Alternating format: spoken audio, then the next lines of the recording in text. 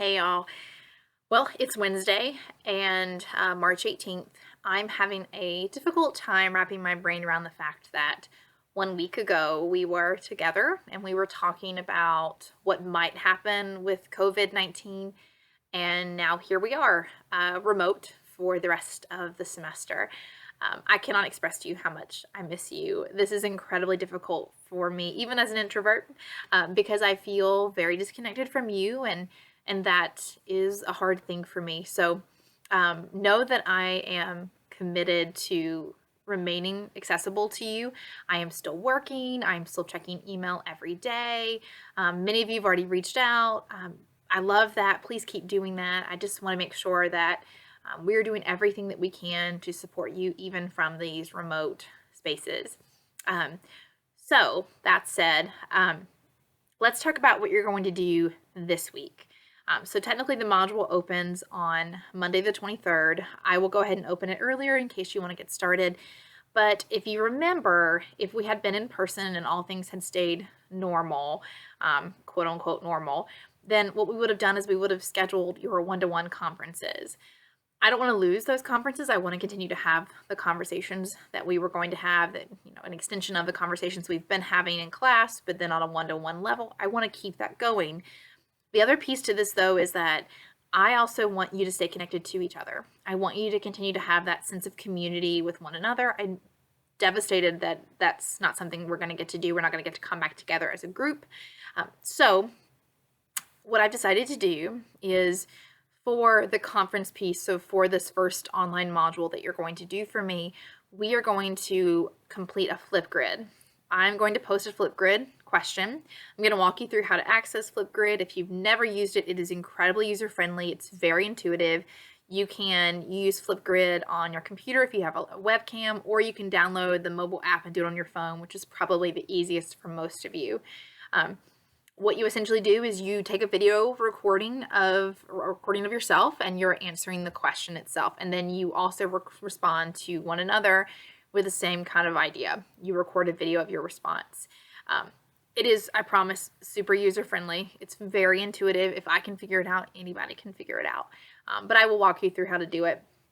The goal is that I get to learn more about you, but you also get to start talking to each other, even from the safety of your own homes. So let me go ahead and give you the breakdown of what the question is I'm going to ask you to do. For this conference, I'm going to ask you to think about your 10-10-1.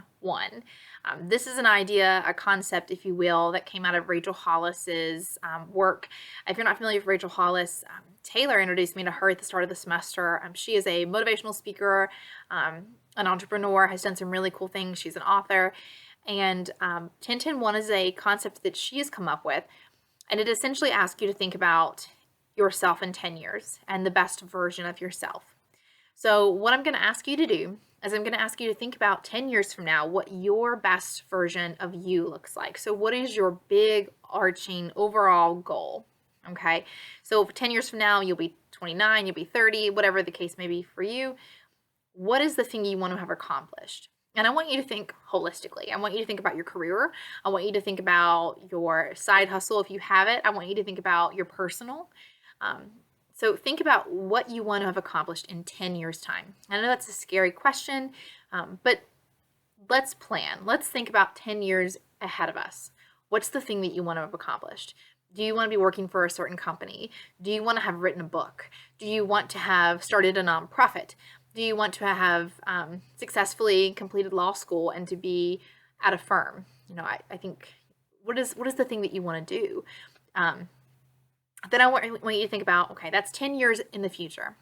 Now, what happens between now and then?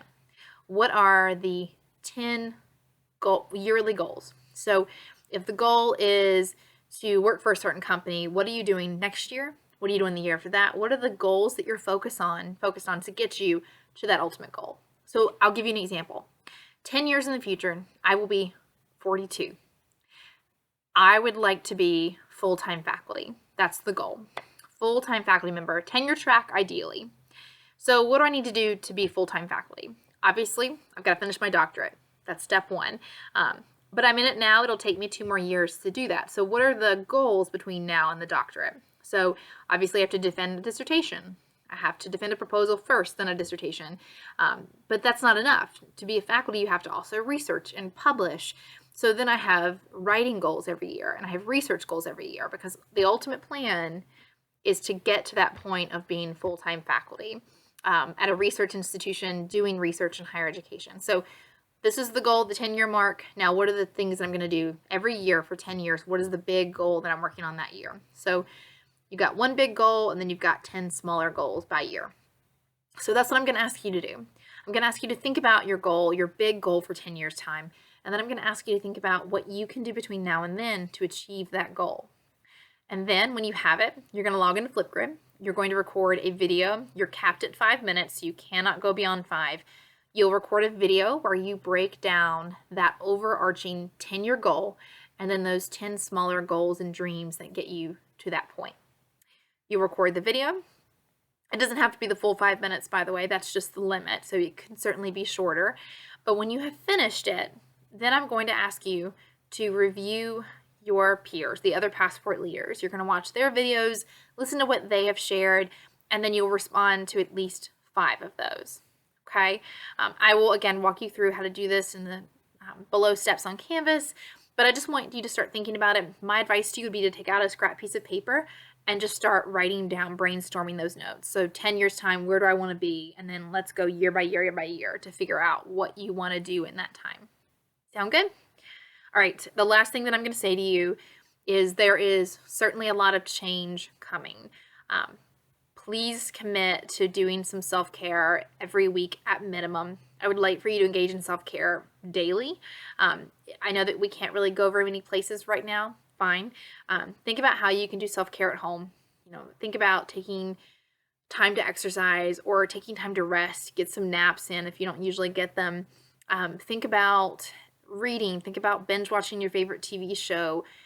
Turn your brain off this stressful stuff for a little while every day and just focus on you and revitalizing your spirit, because this is going to be certainly a challenging time. I know there's a lot of change coming, but promise me that you will commit to focusing on you and taking care of you, because that'll be incredibly important as we move forward.